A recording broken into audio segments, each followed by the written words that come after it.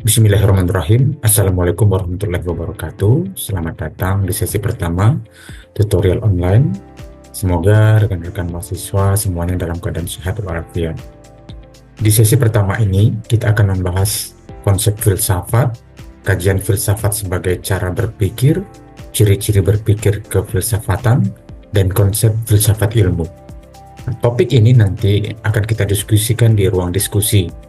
Namun sebelumnya, teman-teman silakan untuk mempelajari modul 1 secara mandiri dan membuat rangkumannya.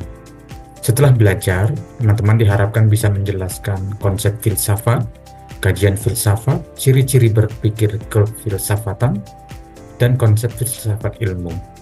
Manfaatkan konsep filsafat untuk melatih cara berpikir teman-teman, karena filsafat adalah cara berpikir yang memiliki ciri khas.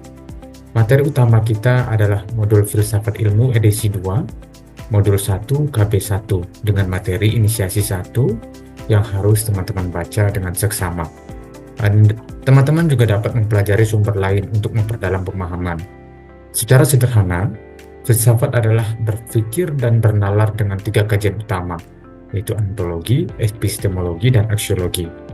Filsafat memiliki ciri-ciri berpikir khusus, yaitu berpikir komprehensif dan mendalam, konseptual, koheren dan konsisten, rasional, bebas dan kritis, serta bertanggung jawab.